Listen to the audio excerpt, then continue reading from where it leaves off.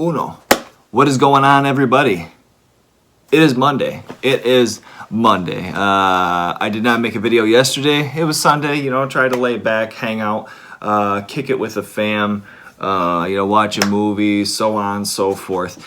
Today I figured I would bring you a little bit of a different video, not horror movies, not collector's items, not unboxings, if you will, but maybe a unboxing of the mind, and an inspiration to a different chapter of horror, if I will.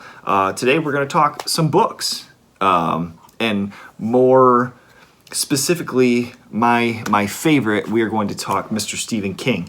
I have a couple that I selected here, newer, older, so on and so forth. Couple of ones that maybe aren't so popularized, or films made that boomed and made them more well known than what they are. So I've got four here that I'm just kind of gonna go over. And I guess I shouldn't say that because some of them do have film adaptations. But anyway, without further ado, we are going to start with a book that was published in 2010 originally. It is called Full Dark, No Stars. Stephen King, Full Dark, No Stars. This is the original hardcover, side, back art. There he is, just hanging out, just, being him, hand on his side, getting it done.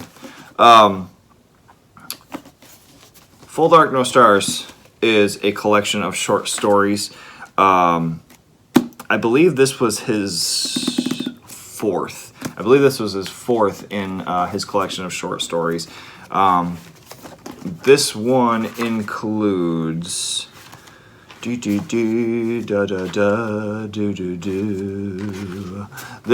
book includes 1922, Big Driver, Fair Extension, A Good Marriage, and Afterward. More specifically with this book, I was going to dissect into A Good Marriage. 1922 was cool. Netflix made a movie about that.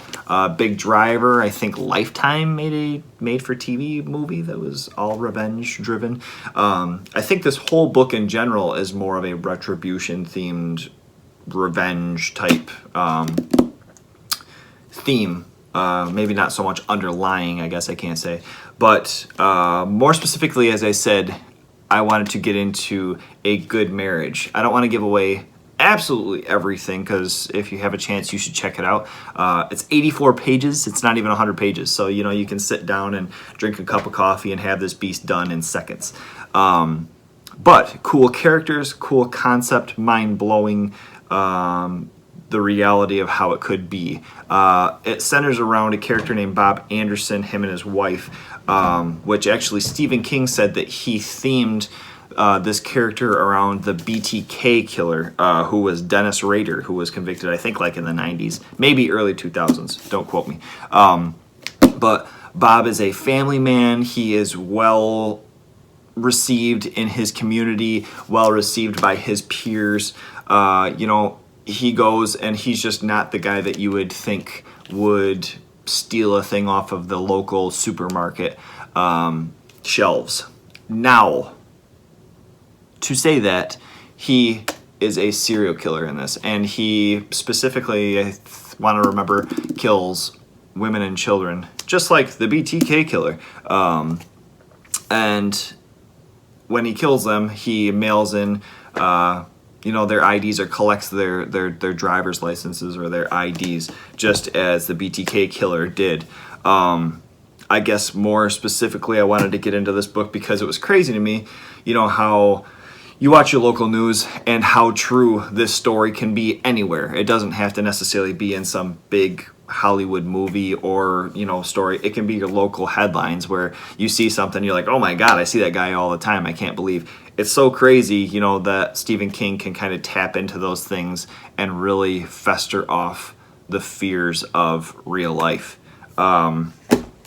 I thought this story was cool. They did make a movie of it in like 2014. I think I saw on Netflix. It was okay. I mean, I wouldn't give it like a 49 out of 3. It wasn't bad. It wasn't great. But I thought more or less the concept of the story and just how real life that situation could be, you know, where he's a serial killer, his wife doesn't know anything about the situation. It just blew my mind, you know. Just how easily that could actually happen in real life. I thought it was awesome. So without further ado, my first story is Full Dark No Stars, A Good Marriage. Very cool. So, numero dos. We're going to go with, obviously, these are all going to be Stephen King's. So, just so we can get that off our plate. The Bazaar of Bad Dreams. The Bazaar of Bad Dreams. This was first published in 2015. This is the hardback cover. Very cool art, if I can give it that respect as well. Little Grim Reaper and butterflies and blues going on there. It doesn't really want to seem to focus. Whatever. The blues and the reds, very cool. Kind of like that whole Crimson Peak cover art. I love that. I think it's very sexy look for a general aesthetic. But anyway, coming in at 479 pages is The Bazaar of Bad Dreams. Now, I guess so much to speak. This is another collection of short stories. So I just wanted to more or less mention my favorites on here. The first one is the very first story, which is Mile 81. Kind of reminiscent to Christine, if you will. Another very cool story by Stephen King about this abandoned, broken down rest stop that's boarded up and such. And there is a vehicle not too far down the road there, which I think is like a station wagon. And more people are kind of drawn to it, and it turns out that it's an alien form of such, and can configure itself into mouths and just a murderous machine. I don't want to give away too much. I just want to kind of give that much for you so that you can go and pick up a copy, soft cover, paperback, blah, blah, blah, whatever. Just check that one out. That's very cool. My main story that drew me to this book and to my review today is a story called The Bad Little Kid. The little bastard with the orange hair, the green eyes, and the little beanie cap. He is just a terror. Basically, this main character, Bradley, I believe, is an attorney, and he goes to visit this guy that's on death row. The guy is on death row and kind of explaining why, initially what it was that he did. He killed a little kid. Well, come to find out, this little kid has been haunting him since he was a little kid himself. And pretty much anybody that he grew close to, this kid would come along and one way or another end up killing them or making them kill themselves. Absolutely goofy, kind of silly, but agitating, annoying story to where you just don't want to stop reading it. You don't want to put it down until you figure out what the farts is going on. I loved it though. I thought it was really cool up until the very end. There's a little kind of twist as far as things. The guy is getting put to death, but all he can really think about is the fact of that he still feels like this kid is going to come back and haunt somebody else, and the spinning Twilight Zone ending ensues, if you will. Maybe not entails. My choice of vocabulary is incorrect. Excuse me. So, book number 2, Bazaar of Bad Dreams. Check out Mile 81 and check out The Bad Little Kid. Both very cool stories. Book number 3. We are actually going to go with a non-traditional book, if you will. It is a audiobook, which is a book on CDs. We are going with, read by Michael C. Hall's The Pet Sematary. Pet Sematary, the book initially was published 1983. this retelling by Michael C. Hall, who is, of course, Dexter. I have not finished that show, so don't ask me about it. This neat little collection comes in CDs. And nothing more, nothing less. Comes in a CD collection of 13 CDs. I think it's just over like 155 hours or something close to that as far as being read. But very cool. Michael C. Hall's voice for Judd in this is awesome. Equally awesome as it is haunting to me. And I don't really know why. It's just his adaptation and his take. He kind of does the old Herman Munster, Fred Gwynn. He kind of does that, but he has his own take to it that's equally just creepy, spine-tingling, if you will. As I said, Michael C. Hall reads this, makes it delightful to listen to. I love Stephen King's stories. However, when he narrates, when he reads stories and you listen to them, they are not the most pleasing all the time. I do love the guy, don't get me wrong, but they're not so much my favorite. Michael C. Hall did great. Back art, side art, top, front art, side fart, whatever. Pet Sematary, obviously, in 89, I think, 89, was adapted adapted by Mary Lambert to a movie. The Ramones made a song that was killer, obviously called Pet Sematary. I don't wanna be buried by a pet cemetery. Okay, so and then there's a second adaptation of the movie, or a remake, if you will, coming out April, which is next month of this year, which is kind of getting a little bit of flack. Gage originally is the main child in the story that gets hit. The commercials or the trailers kind of make it out like his sister is the one that gets hit. I don't know how that's going to go over or what exactly happens with that, but yeah, the original movie was Mary Lambert directed. Dale Midkiff was Lewis. Fred Gwynn obviously was Judd, who's the legendary Herman Munster, and many other roles. Denise Crosby was Rachel. And, you know, that was one of my favorite movies when I was a kid, and then reading the book and actually hearing the source material was terrifying. I'm glad that I didn't read it when I was a kid, because it was scary. The inspiration behind the book is also equally scary, where Stephen King actually had rented a home somewhere in Maine a while back when his kids were still small, and his daughter had a cat named Smucky, I believe it was, because he does an introduction on this book too, which is kind of cool and gives the origins. But their cat was hit by a vehicle. The house that they rented was on a very busy road, so the cat gets hit, they bury that, such and such, and then also his one son, which I believe is Owen, who is also a author, had a close call with running out into the road, and luckily did not have the same effect as what happened to Gage. This book is a terrifying feature of any parent's worst nightmare.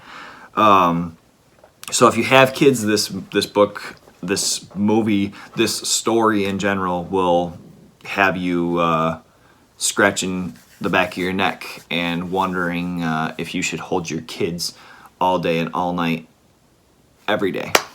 Yeah, so Pet Sematary, very good one. I loved it. I love the story. I love the book. Hopefully the remake, we'll see. You never know. Last but not least is a little rare gem. Not an old one. It was published in 2013. It was Stephen King's 44th book. It is a hard case crime release, which was kind of like the books with the chick on the front with a Tommy gun and like, yeah, I'm gonna get you there, fella. You know, one of the whodunits type book, if you will, and the publishing, or the release of it, so to speak, is actually very much that as well. We are going with Joyland, 2013. Bam. 283 pages, not very long. You can sit there, you can have yourself a cup of milk, you can have yourself a a nice beer on the front yard if you're over the age of 21. You can have yourself a nice apple juice or a nice spritzer. Sit down and get this thing read. This book I loved. Much like The Body, which ended up turning into a film adaptation of Stand By Me, this is a very much coming-of-age story for the main character, Devin Jones, or Jonesy, I guess is what he goes by sometimes. I loved it. Him, he's like a college kid and just picks up a random job to pay off, some bills or whatever, or to get some extra money over the summer. You get introduced to the cast, which is the rest of the people that are in the amusement park. This whole book takes place pretty much him working in an amusement park, and there is a story behind how a girl was murdered, or a woman was murdered on one of the rides, and that her ghost haunts the ride. So it's kind of a coming-of-age ghost story, whodunit type mystery. It's different for Stephen King, but I loved it. I could not put it down. I was so happy when I got this, and I was even happier when I read and finished it. Kind of a crazy backstory is Stephen King had actually mentioned in an interview that The Shining, which is a very famous, if not his most famous or known for book, was actually supposed to originally take place in an amusement park, which I thought was very cool. I never knew that. I thought that was kind of crazy until I had heard that. He had mentioned that it was supposed to take place with the family, which were basically caretakers. On the off season, the family was going to be caretakers, and like the winter season and such, and we're going to be staying in this amusement park. But he kind of found it a little hard, just as far as drawing in people in an off season of an amusement park. So it ended up being at the Overlook Hotel. But I thought that was kind of an interesting fact. It was originally, I think, supposed to be called Dark Shine. But just a little fact for you there. This was his first book ever to take place in an amusement park. The characters are beautiful. The story is beautiful. The ending ultimately was just a great close to the whole thing. I could not say enough about this book. Not long, which is perfect for my ADHD. Or I guess I don't necessarily have it, but I probably do. Because some of these books, like It, for instance, I had to buy a audio book for that too, because sitting there and reading a 45,000 page book just is not going to work in my agenda for things. So without further ado, those were my 4 that I'm going to show you guys. I appreciate you guys hanging out. I hope you learned something. I hope you get to turn in a page or two. If you have any recommendations for other authors that are like him, I've heard Dean Koontz, I've heard different others. Generally, I don't get too drawn from my boy Stephen King. So if you do have any others, definitely shoot them my way. Shoot me a comment below. Subscribe if you like the video. Let me know if you have any suggestions for a further video. And to end it off, I'm going to give a shout out for the record of the day, which is the